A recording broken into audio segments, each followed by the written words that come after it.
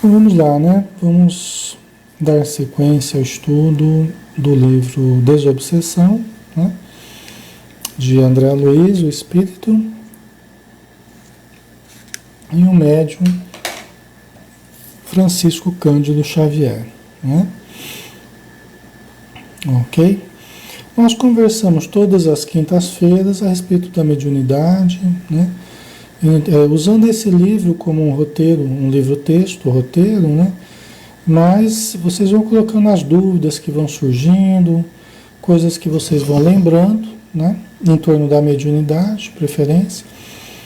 Doutrinação, mediunidade, reunião mediúnica, esses são os temas que nós conversamos aqui de quinta-feira, tá? Então sejam todos bem-vindos. Meu nome é Alexandre Xavier de Camargo, eu falo aqui de Campina Grande, na Paraíba, e este trabalho é um trabalho da Sociedade Espírita Maria de Nazaré, aqui na nossa cidade, ao qual nós fazemos parte, tá? E quem quiser nos conhecer pode vir todos os sábados às 16 horas, nós temos a nossa atividade pública, né? Então palestra, passe, e depois a gente faz o atendimento àqueles que estejam necessitando, uma conversa individual, uma orientação individual, tá? São todos muito bem-vindos. Vamos lá? Então vamos começar. Nós vamos pegando então do capítulo 49, Educação Mediúnica 5, tá? São trechos curtos, né? Cada capítulo praticamente é um trechinho curto que o André Luiz pegou, né? Para que a gente possa analisar, né? Então vamos lá. Os médiuns psicofônicos evitem a todo custo, em qualquer período da reunião, vergar a cabeça sobre os braços. Essa atitude favorece o sono, desarticula a cooperação mental e propicia ensejo à fácil hipnose por parte de enfermos desencarnados. Aí, no caso, enfermos desencarnados, né? Entendamos aqueles que estão necessitados, né? Que querem ajuda, que precisam de ajuda, estão prostrados, aqueles que estão deprimidos, aqueles que estão desenergizados, sem energia, né? Que estão cansados no plano espiritual, que se aproximando de nós já sentimos normalmente o impacto dessas vibrações. Os médiuns podem sentir o impacto dessas vibrações, né? E podem sentir já uma falta de energia, uma vontade de deitar, tal. E às vezes o médium ele quer curvar a cabeça, né, sobre os braços, sobre a mesa, né? E que quer adotar aquela postura, né, de quem vai dormir, quem vai, né, se entregar ao sono, tal. Aí o André Luiz chama a atenção, né? O André Luiz chama a atenção, ó, os médiuns psicofônicos, que é aqueles que incorporam, né, os médiuns de incorporação, mas isso serve para qualquer pessoa dentro da reunião mediúnica, né? Evitem a todo custo, em qualquer período da reunião, vergar a cabeça sobre os braços. Tá? Então André Luiz sugere que a gente não faça isso, mesmo que a gente tenha vontade de fazer isso. Por quê? Porque o espírito está assim, às vezes ele está lá debruçado, né? O espírito, né? O espírito está lá cansado, mas nós não devemos fazer isso, tá? Nós não devemos. Por quê?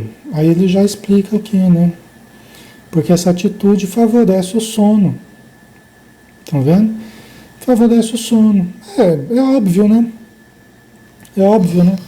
É uma postura corporal que facilita, é próprio daqueles que estão cansados, daqueles que estão sonolentos. Quando a pessoa vai dormir na sala de aula, ela baixa a cabeça lá, né? Vê que eu nunca fiz isso em sala de aula, mas quem vai dormir na sala de aula faz isso geralmente, né?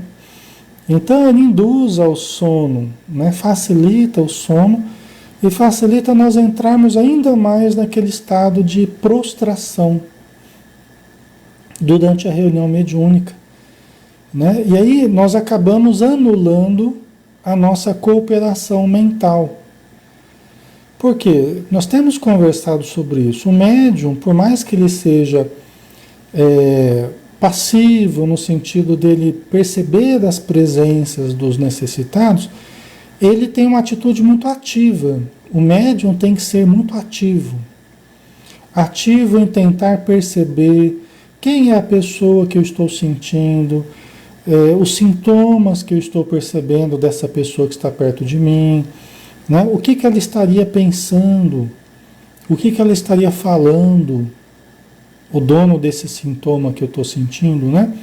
Esses são os questionamentos que o médium deve manter para ampliar o seu campo de percepções, né? Facilitando que ele identifique quem é essa pessoa, o que ela está falando, o que ela está pensando. O espírito pode até estar num estado assim de prostração, como eu estava falando, mas ele não deixa de pensar. Ele não deixa de verbalizar mentalmente.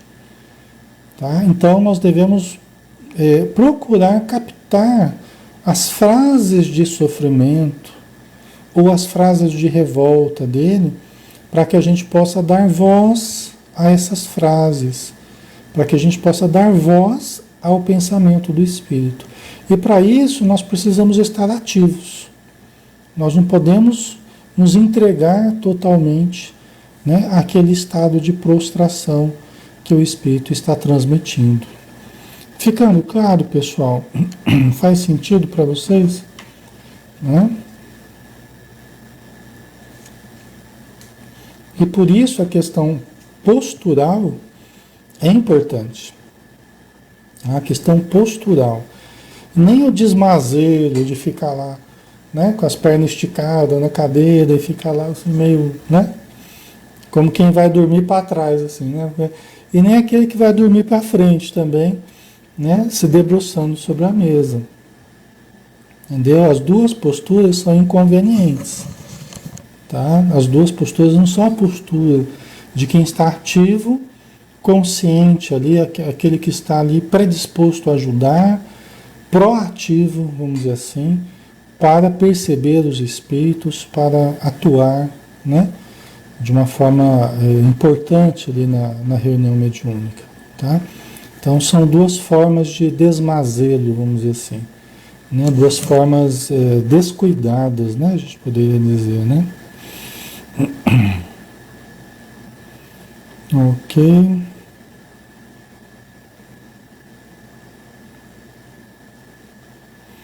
A Joline colocou: que tipo de médium o senhor é? Eu comecei comecei mais intuitivo, né? Sou ainda muito intuitivo, né? A intuição é quando você sabe das coisas sem ter tido outras percepções. Você sabe o que está ocorrendo, você tem relances assim, flashes de informações, né, que eu não estou ouvindo claramente com o ouvido, ou não estou vendo claramente com os olhos, mas eu sei o que está ocorrendo. A intuição é mais ou menos dessa forma, tá? Então você capta aquilo que os espíritos amigos querem via intuitiva, né? Não que você está ouvindo, mas você capta a informação, o que eles querem, sem que você saiba exatamente de onde está vindo esse pensamento, né? Com o tempo também fui adquirindo a percepção para a psicofonia, por exemplo, né? Eu também sou médium psicofônico, né? Eventualmente exerço também a função de psicofonia, tá? Então eu sei como que é também para os médiuns psicofônicos. Por uns 10 anos mais ou menos só na intuição, vamos dizer assim, aí depois de uns 10 anos eu comecei também a perceber, por exemplo, quando eu estou doutrinando,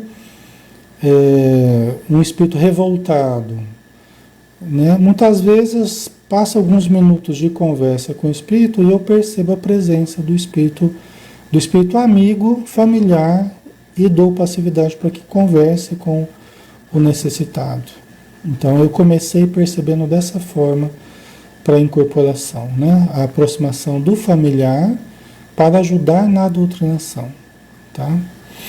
Ok. Então vamos lá, né?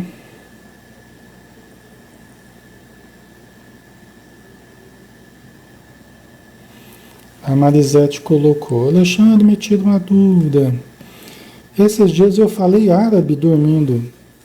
Meu marido quase correu de casa. O que pode ser isso? Eu sou quase analfabeta. Marisete, como é que você sabe que foi árabe? Seu marido é árabe? Né? Então, essa é a primeira questão, só por curiosidade, tá? Como é que você sabe que era árabe, né? Você gravou isso, mostrou para alguém, alguma coisa assim, né? E vamos supor que seja árabe, né? Vamos supor que seja árabe. Você pode, à noite, expressar um conhecimento de algo que você não sabe acordada. Nessa vida você não teve essa informação, você não teve esse conhecimento, mas você pode ter o registro disso no seu inconsciente, tá? Então você pode, durante o desprendimento, você pode entrar em contato com conhecimentos que você tem, tá? E pode falar lá de uma forma meio sonâmbula, né? Você devia estar numa espécie de sonambulismo, falando, né? Dormindo, né? Seria isso. E aí você pode ter falado árabe por conhecer a língua de outras encarnações, tá? Ou incorporada. Ou incorporada, tá? Também é uma possibilidade. Mas que também usa recursos seus do inconsciente. Entendeu? Então pode ter acontecido isso aí.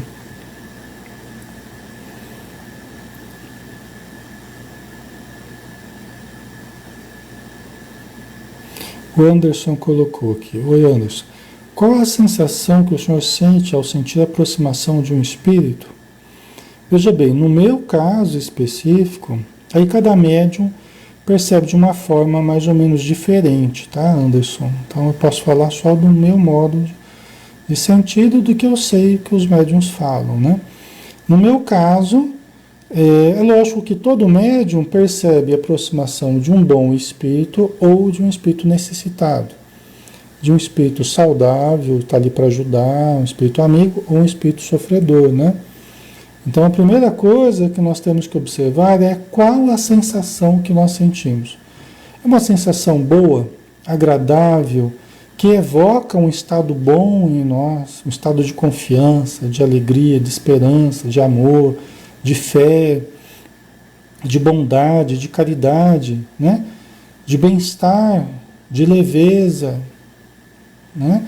Então, se traduzem nesse tipo de sensação, é porque é uma presença boa, agradável, é uma presença positiva, um espírito amigo, tá?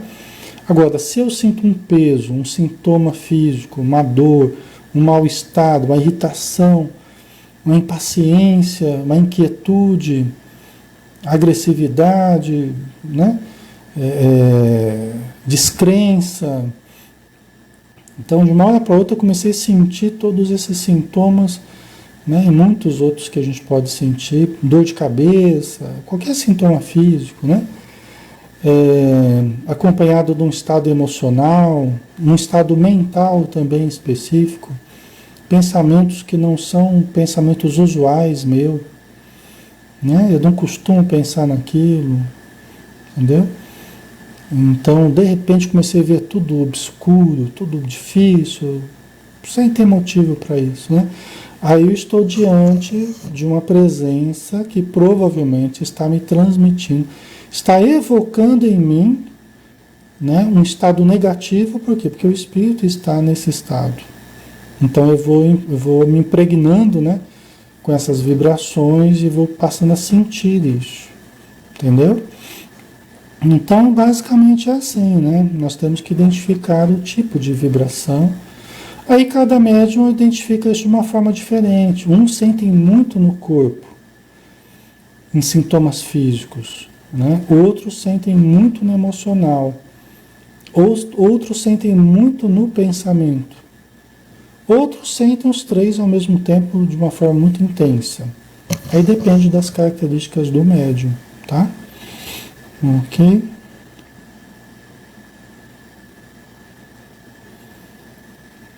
Ok. Oi, Estelito, um abraço. Seja bem-vinda.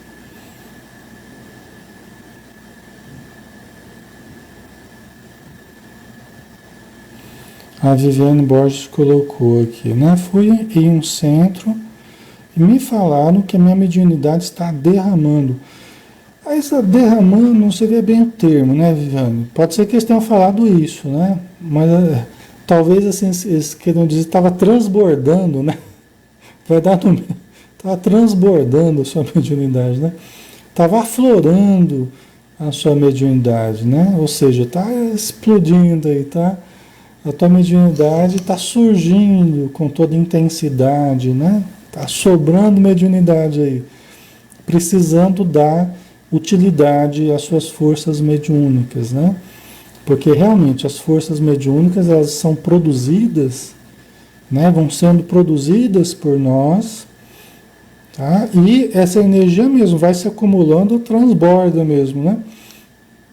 Transborda, precisando uma boa utilização para que não gere problemas, né? Por quê? Porque esse acúmulo ele passa a ser inconveniente. Você fica muito sensível, muito emotiva, percebendo muito as coisas, sentindo muito os ambientes, somatizando muito, oscilando muito emocionalmente, né? Pesadelos, não consegue dormir, insônia, né? Então isso tudo, né? Isso tudo vai demonstrando que a pessoa está acumulando muita força mediúnica, né? Certo? A Jolene colocou, não sei o que é, mas se estou perto de certas pessoas, fico cansada, bocejando, né? Então, exatamente, né? Isso que eu estava falando. Às vezes a pessoa, quando está acumulando força mediúnica, ela se aproxima de alguém e começa a sentir as vibrações, né? Começa a captar as vibrações do outro, se o outro não está bem, começa a dar aquele sono, aquela coisa pesada, aquela, né? Que você sai cansado da conversa, né? Então, isso é muito comum em pessoas que são médiums e que estão acumulando muita força mediúnica, né? Por isso que a gente sempre recomenda, vão se aproximando da casa espírita, vão se aproximando dos estudos sobre mediunidade, vão se vinculando na medida do possível, que cada casa permita, e vão se vinculando à área mediúnica. Procurem saber, procurem ler, né? É legal que vocês estão aqui estudando sobre a mediunidade, isso é extremamente importante, pessoal. O conhecimento sobre a mediunidade hoje é uma questão de saúde coletiva, de saúde pública. Isso aqui era coisa que devia ensinar nos postos de saúde.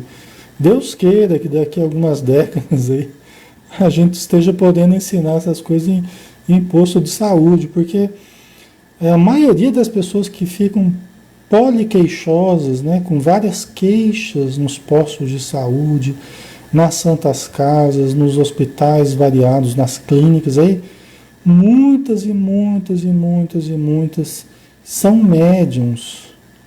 Médium tem para todo lado, pessoal, né? E sentindo vários sintomas, sentindo presenças, né? Aí faz exame, não aparece no exame, faz teste, não aparece no teste, ou às vezes até aparece, mas não sabe por que está gerando aquele problema, o que está causando aquela dor, o que está causando aquela oscilação emocional, né? Aí entra com a medicação, né? Então, muitas e muitas pessoas, certamente muitos de vocês que estão aqui assistindo, muitos são médiuns e nem sabem, muitos até já sabem que são, né? Mas muitos nem sabem que são médiuns. E às vezes já têm sentido muitos sintomas no dia a dia que acham que são seus e muitas vezes já nem são seus. Já são de origem transcendente, né? Só que a gente costuma achar que se aquela dor doeu em mim é porque é minha. Só que nem sempre. Às vezes a gente ajuda o espírito que está ligado à pessoa e aquela dor desaparece. E aquela emoção muda. E aquele pensamento fixo também desaparece. Entendeu? Então, são coisas que a gente observa com muita frequência. A gente trata muitos sintomas emocionais, muitos sintomas físicos, muitos problemas mentais, vamos dizer assim, através do exercício da mediunidade, através do conhecimento da mediunidade, né? Muitas pessoas procuram nossa casa espírita que estão vivendo tudo isso que a gente está falando aqui, e aí chega lá, a gente vai orientando, às vezes a primeira vez que a pessoa senta para conversar com a gente lá, já incorpora, às vezes nunca aconteceu, né? E aí a gente vai então detectando os potenciais que a pessoa tem, vai orientando, vai ajudando, né? E é muito bonito ver as pessoas começarem a melhorar a partir do conhecimento e do exercício das forças mediúnicas, né? Aí a gente vai equilibrando a força mediúnica da pessoa, o fluxo mediúnico, né? Nós vamos equilibrando e em alguns meses a pessoa, muitas vezes, ela vira outra pessoa, né? Muitas vezes ela muda muito, assim, do que ela chegou à casa espírita, como ela fica depois, né? Então, isso a gente vê acontecer muito, assim, tá? Então, quem estiver precisando desse tipo de orientação, de ajuda, venha conversar conosco, né? Todo sábado, né? A gente está lá para conversar com as pessoas, para orientar nesse sentido, né? Para observar a mediunidade que a pessoa tem, ou, né, entendendo, né, se a pessoa tem alguma mediunidade e tal. Isso é muito importante, pessoal, tá? Nos dias de hoje é extremamente importante isso. A gente separar o que é nosso do que não é nosso é fundamental. Porque senão às vezes você fica tratando uma coisa como se fosse sua e ela nem é sua, né? Então é importantíssimo você saber o que é seu e o que não é seu. O que é de um espírito que está próximo e tal, né? Então isso tudo é possível identificar com o tempo. É possível, os espíritos vão me mostrando. Quando as pessoas vão buscar ajuda, os espíritos vão me mostrando, ao longo dos dias, das semanas, eles vão me mostrando o que está ocorrendo, né? De modo que a gente vai entendendo a condição da pessoa, né? Então, isso ajuda bastante, né? Ok. Vamos dar sequência aqui? Deixa eu ver aqui, né? Então, essa questão, né, de baixar a cabeça na hora da reunião, isso não é bom, né? Nós não devemos, porque favorece o sono, desarticula a cooperação mental e propicia ensejo a fácil hipnose por parte de enfermos desencarnados. Aí, no caso, eu falei de sofredores que se aproximam de nós, e tem também aqueles espíritos realmente obsessores, muitas vezes hábeis hipnotistas do plano espiritual, com um poder magnético, hipnótico muito, muito forte, e nós muitas vezes ali, né, nos curvando ali, muitas vezes facilitamos o sono e facilitamos a hipnose desses irmãos que mais nos induzem ao sono. Às vezes a pessoa, Alexandre, estou com uma sonolência na reunião, sonolência. Muitas vezes a falta de preparo para a reunião favorece essa sonolência. A falta de descansar um pouco antes da reunião, falta de uma leitura, de equilibrar o campo emotivo, o campo mental antes da reunião, né? Através de uma meditação, um relaxamento, uma dormidinha de alguns minutos, tal, né? Quer dizer, essa preparação é muito importante, porque senão a gente chega na reunião mediúnica e sofre um impacto vibratório muito forte. E aí muitas vezes se converte em sono, né? Então, se a gente se prepara melhor, a tendência é sentir menos sono. A gente pode até perceber a presença de um sofredor, mas você não absorve aquilo totalmente, né? Você não entra naquele sono que acaba anulando a sua participação na reunião, né? Então isso é uma coisa que a gente precisa cuidar, né? A Maria Pontes colocou: como a gente faz para se livrar dos espíritos obsessores? Essa é uma pergunta boa, né? Haja visto que muitos dos nossos problemas têm a ver com as presenças desses espíritos que têm uma ação negativa na nossa vida. Muitos e muitos problemas que a gente vive têm a ver com a presença desses irmãos que acabam se sintonizando conosco, Maria. Tá? Agora, se eles acabam sintonizando conosco, causando desajustes físicos, emocionais, familiares, mentais em nós, é porque nós facilitamos a sintonia. Eles estão cobrando dívidas do passado? Sim. Estão querendo se vingar de nós, de alguma coisa que nós tenhamos feito em outras vidas? Sim.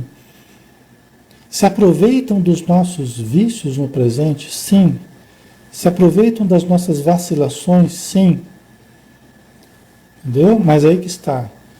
Né? É por nós abrirmos as brechas morais, né? Por abrirmos o campo dos vícios no presente, das indecisões, das vacilações, do medo, da insegurança, né? A falta de informação também ajuda, né?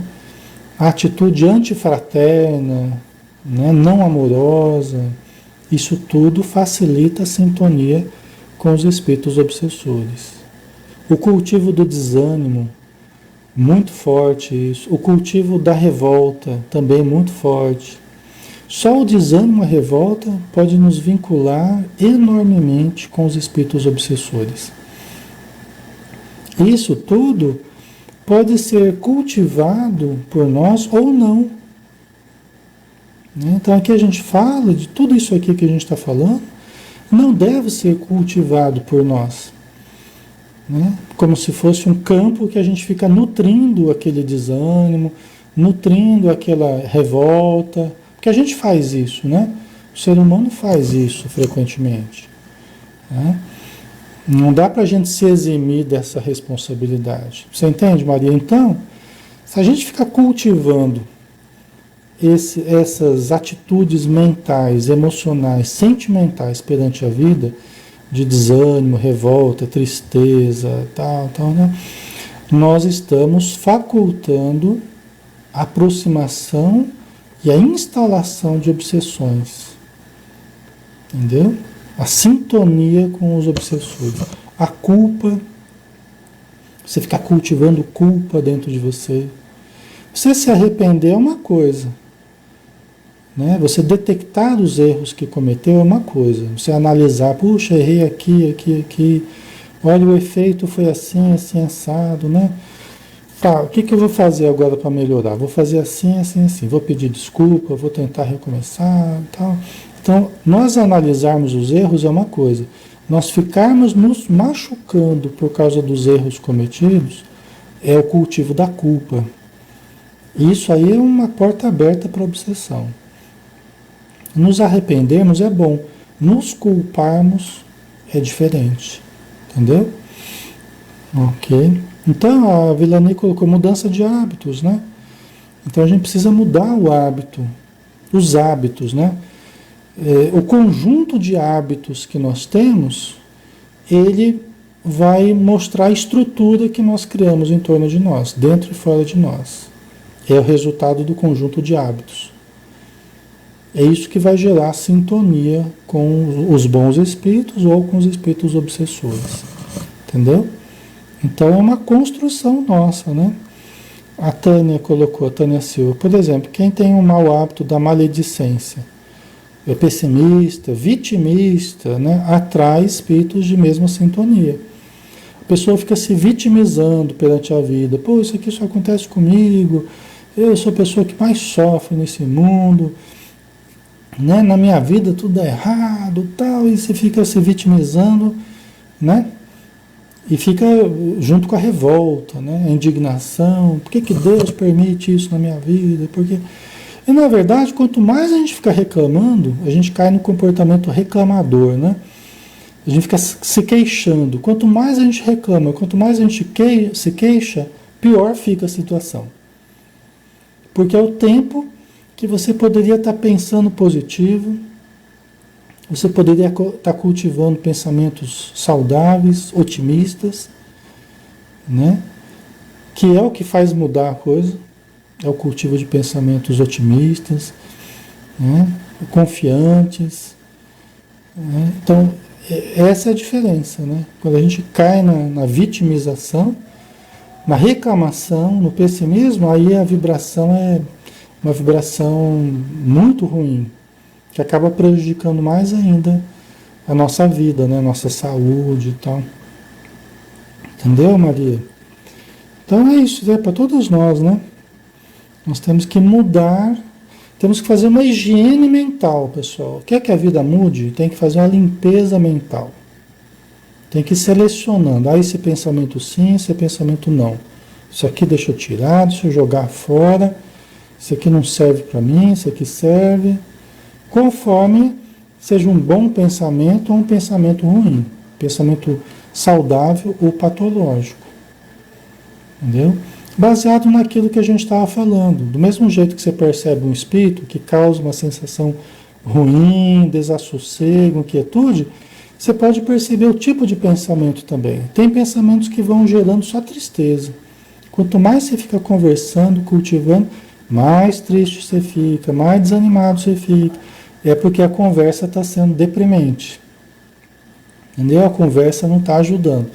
Ela só está fermentando. É como um fermento que você coloca no bolo, que o bolo vai crescendo, a massa vai crescendo, né? E Jesus falou, tomar cuidado com o fermento dos fariseus, né? Aquela coisa negativa que fica sendo cultivada, né? Gerando resultados negativos, né? Certo? Ok. Vamos mais um pouquinho. Aí, o capítulo 50, né? Você vê que o capítulo é bem curtinho aqui, né? A gente que está alongando um pouquinho mais. Interferência de enfermo espiritual. O que é isso? Interferência de enfermo espiritual, né?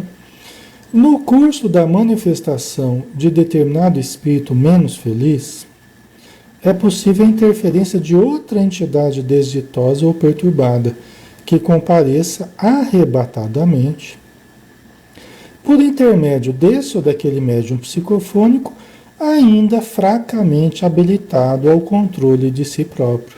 Então, o que significa isso, né? É assim, você está atendendo um espírito necessitado, através de um médium.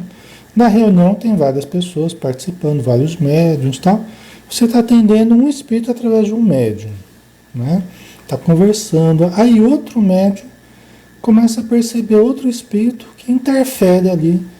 O médium começa a dar passividade a um outro espírito ali, necessitado, que interfere na conversa que você está tendo com aquele espírito, né? Ou que chama a atenção do grupo para o atendimento também a esse espírito simultaneamente. Nós, por exemplo, nós não utilizamos o atendimento simultâneo ao mesmo tempo, né? Nas nossas reuniões mediúnicas, nós não temos por hábito, eu nunca tive por hábito, utilizar o atender dois espíritos ao mesmo tempo, tá? Pelo barulho que faz, pela divisão do grupo que gera, né? Porque algumas pessoas vão ter que prestar atenção naquele espírito, outros vão ter que cuidar do outro e tal. Então a gente pede sempre para os médiuns que contenham as comunicações até chegar a sua vez de dar a comunicação. Esse é um dos deveres do médium. Ele aprender a se disciplinar ao ponto de não permitir dar comunicação, senão na hora certa. Mas como é que ele vai fazer, Alexandre? Vai segurar o espírito ali? Vai segurar o espírito. Ele vai ficar mantendo a ligação mental, vibratória com a entidade que quer falar por seu intermédio. Quem é o responsável por manter essa ligação é o médium. É o médium que mantém essa ligação, com a ajuda dos amigos espirituais. Né? Então, tem pessoas que não gostam disso. Por quê? Porque elas, se elas percebem o espírito, elas querem dar comunicação na mesma hora. Então, se ela percebeu, ela quer incorporar. Mas é preciso disciplina, é preciso autocontrole, é preciso exercício, né? De você aprender a controlar a entidade, controlar a comunicação para esperar a hora certa. Entendeu? Nos nossos grupos, como a gente atende um por vez, então os médiuns vão aprendendo desde o início que precisam controlar as entidades que estão percebendo. Entendeu? Então isso não é tão difícil, isso não é uma coisa impossível, uma tarefa, uma missão impossível, né? É uma missão possível e a gente vê isso com os médiuns que trabalham com a gente, que se controlam, né? Que aprendem a ter essa disciplina, né? Certo? Ok.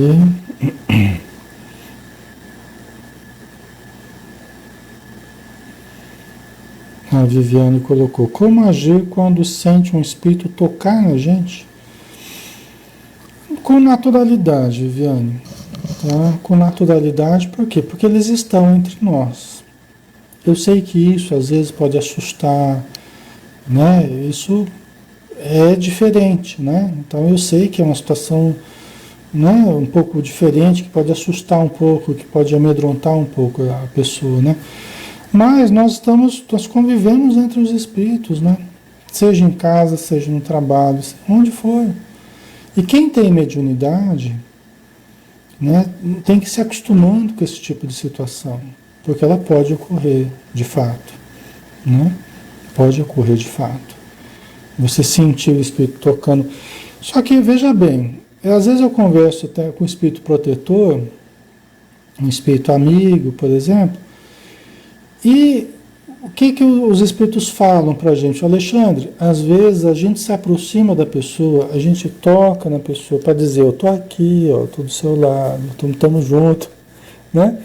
Mas a pessoa, ela se assusta com qualquer espírito que se aproxime dela. Então ela nem distingue uma boa vibração de uma vibração ruim, porque fica tão com medo de tudo que se aproxime, que às vezes até o espírito protetor que está tocando, está dizendo, ó, estamos juntos. Os espíritos costumam usar, os espíritos protetores, quando a pessoa tem uma mediunidade assim mais ativa, né? Eles costumam usar isso, eles vão criando um modo, um sinal que represente a sua presença ali junto do médium, para que o médium vá acostumando com aquele sinal.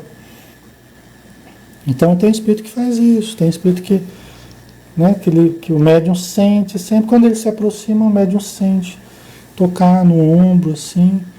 Então vai criando aquele contato que o médium sabe. Olha, fulano se aproximou, né? E sente a vibração familiar, vai se acostumando a observar, né? Vai aprendendo o tipo de vibração que aquela entidade irradia quando aquele sinal, quando ela sente aquele toque específico, né? Então, cada espírito amigo, ele muitas vezes se aproxima de uma forma específica, que é a marca dele, né? A marca registrada dele, para que a gente vá se acostumando com a presença dele, né? Certo? A Viviane Babinski colocou: como orientar uma criança que diz sentir presença de alguém? Então, Viviane, isso é um pouco delicado porque vai depender da maturidade da criança, vai depender do conhecimento, da vivência que a criança.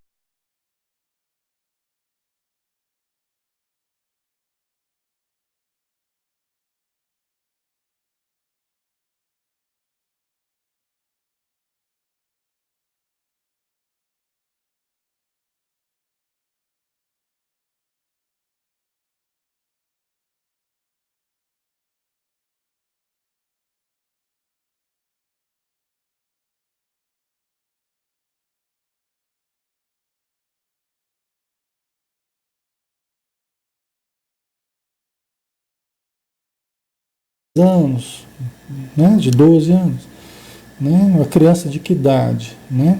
Que a gente está falando, tá? Então a gente tem que avaliar isso tudo, ok? Tem que avaliar e dosar a informação, né? De modo que a criança se tranquilize, confie, vá aprendendo a lidar com essa questão da espiritualidade devagarzinho, né? A gente, via de regra, vamos respondendo as perguntas conforme as perguntas vão sendo formuladas. Porque a capacidade da criança de formular a pergunta, ela já está implícita ali uma certa condição de entendimento da criança para formular aquele tipo de pergunta. Então a gente vai dando o alimento conforme a capacidade de digerir aquele alimento, não é? No campo da informação também. Tá?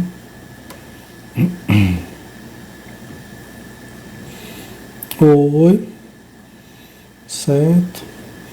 Então a gente vai dando o alimento conforme a capacidade da criança, né? No campo da informação também, a gente vai dando o alimento da informação conforme a capacidade da criança de digerir aquela informação, tá? Ok? Então vamos ver aqui.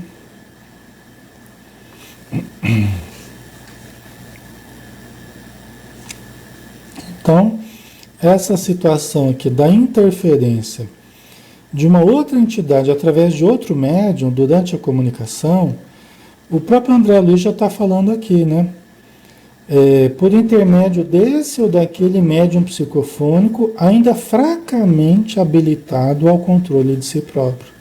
Quer dizer, isso só se dá ou só se daria eventualmente num grupo porque o médium que deveria controlar a si próprio e controlar a comunicação, para que o espírito não venha falar num momento inconveniente, ele acaba não exercendo esse controle. É uma pessoa ainda fracamente habilitada ao controle de si mesmo. Precisa de informação, precisa de orientação, exercícios de autocontrole e tal, que logicamente o tempo vai fornecendo, né? Ok? Então, mas não é uma situação que deva virar rotina, não. Não é uma situação que deva acontecer rotineiramente, não. É uma situação mais anômala que a gente tem que ir se esforçando para rapidamente resolver aquela situação, tá? A pessoa tem que se esforçar nesse sentido. Ok? Em alguns lances da desobsessão, o espírito que interfere chega mesmo a provocar elementos outros do conjunto, citando-os de forma nominal para que se estabeleçam conversações marginais sem nenhum interesse para o esclarecimento, né? Quer dizer, o espírito incorporado em outro médium, durante uma comunicação que está sendo dada, ele pode até chamar a atenção de algum outro elemento do grupo, provocar outro elemento do grupo, para uma conversa trazendo coisas que não tem nada a ver com a doutrinação que já estava sendo feita. Entendeu? Quer dizer, é uma situação totalmente inconveniente, né? Não deve acontecer, né? E como agir nessas situações, né? Para desfazer o mal-estar, né? O dirigente tomará providências imediatas para que se evite a desarmonia ou tumulto, designando sem delonga o assessor, né, alguém que ajude o doutrinador, que se incumbirá da necessária solução ao problema, a fim de que a interferência não degenere em perturbação, comprometendo a ordem e a segurança do esforço geral. Então, o doutrinador está conversando com um médium e um espírito, né, através do médium, né? E aí o outro espírito se incorpora em outro médium e começa a chamar a atenção de alguém do grupo ali que acaba tendo que conversar com o médium, né? Acaba sendo designado pelo doutrinador para conversar, para resolver aquele problema. Vai tentar ser muito objetivo para não dar, né? Não estender a conversa, não vai tentar fazer o espírito adormecer, né? Vai ser mais objetivo do que o normal para resolver logo a situação, para não ficar aquela duplicidade, né? Dividindo o grupo ali, né? Dividindo as atenções, gerando um certo tumulto pelo barulho, né? Então isso tudo é inconveniente, né? Tá?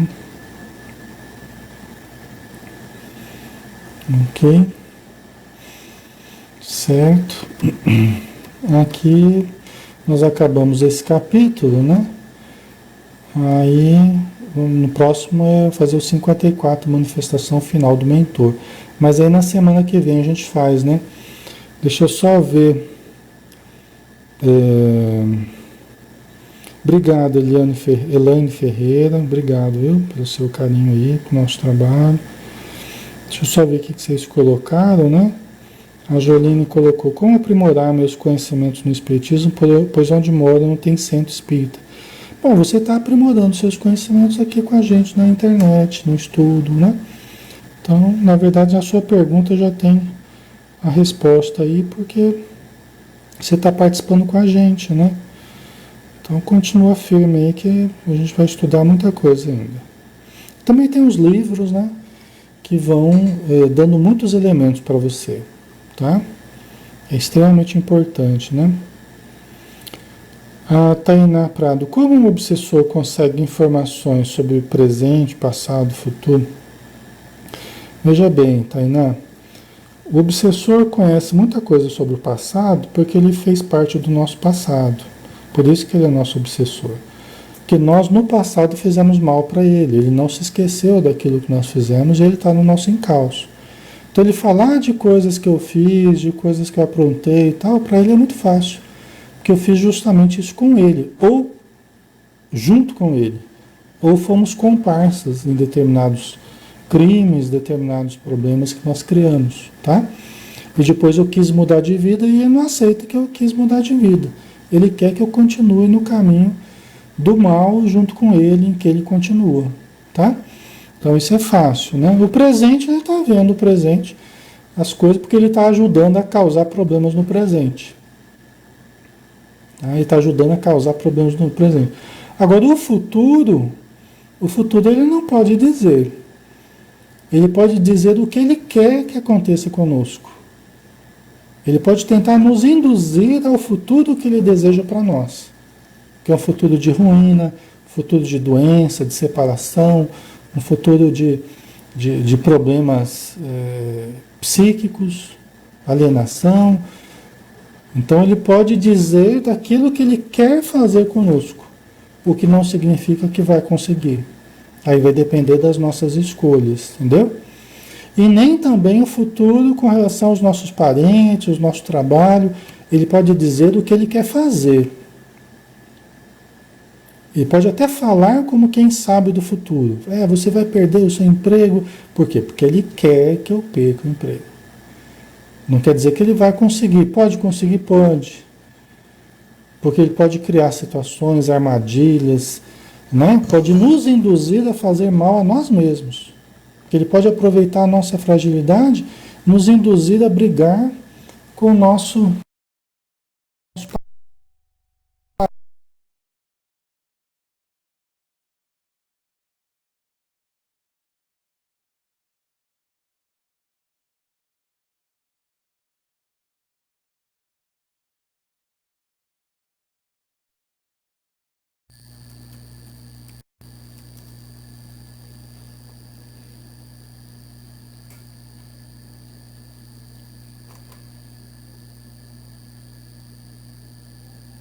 Oi, pessoal, tive que recuperar aqui porque. Oi.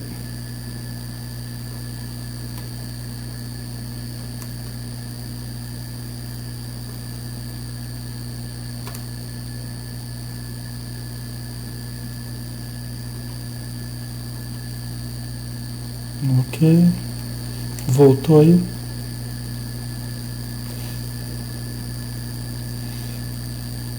Mas acho que o zumbido também, né? Voltou, né? É que eu tinha tirado aqui o cabo, aí acabou caindo tudo. Ai, ai. Tá certo, pessoal. Mas também já está na hora, já quase 9 horas, né? Quase 9 horas aqui, né?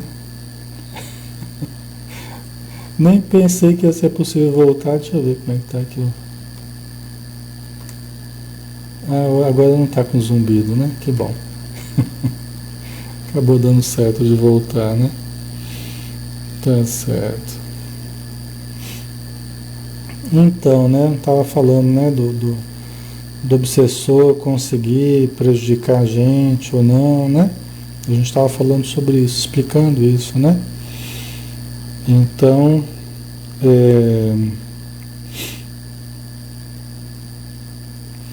eles podem conseguir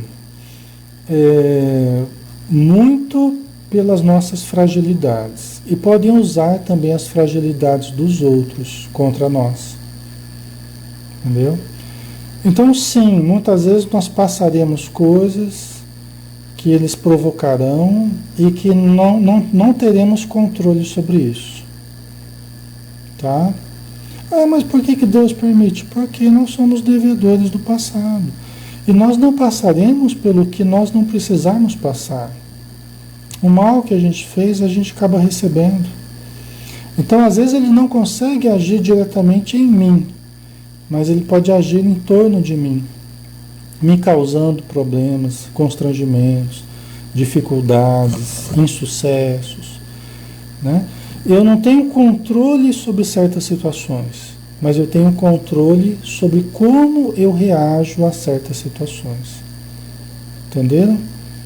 Eu não vou ter controle sobre certas situações, eu vou ter controle sobre como eu reajo a certas situações que acontecerem. Isso eu posso sempre ter um controle, né? Então, se eu reagir diante das adversidades com paciência, com resignação, com amor, né, com ética, né, eu me mantenho no caminho certo, estou sofrendo pancada daqui, pancada ali, um passa rasteira aqui, outro passa rasteira lá, mas eu continuo no caminho do bem, buscando o bem, fazendo o bem, né, pensando no bem.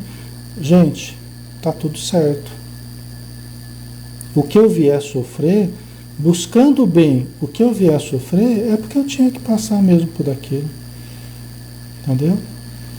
Então ninguém sofre casualmente, né? Inocentemente. Pelo menos não aqui entre nós, né? Que somos muito necessitados ainda, né? Não foi o caso de Jesus, que ele não tinha nada a expiar, mas todos nós temos um passado a expiar, né? Então a gente não sofre por acaso, não. A Tânia colocou, né? E o fazem com muita frequência, usando pessoas mais propensas a serem usadas para nos prejudicar. Então, quando os espíritos não conseguem usar a gente mesmo contra a gente, eles usam os outros contra a gente. Né? Usam pessoas, às vezes maledicentes, pessoas sem ética, pessoa que facilmente, às vezes pessoas muito obsediadas, que facilmente se prestam aos obsessores. Então acabam sendo pessoas muito manipuladas para nos atingir, né? Então isso pode acontecer com muita frequência, tá? Mas aí a gente tem que perdoar também, a gente tem que compreender, ajudar, né? Então estabelecer certos limites para que a pessoa não continue nos agredindo, né? Nós podemos nos defender, temos o direito de criar certos limites, né?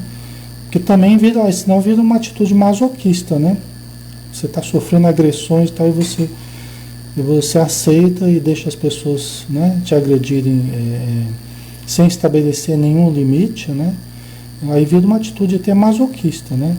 De ficar sofrendo e gostar de sofrer. Então nós não precisamos também sermos masoquistas, né? Mas aí nós precisamos compreender, né, o que está ocorrendo, tá? Certo, pessoal, vamos dar uma paradinha então, já estamos no horário, né?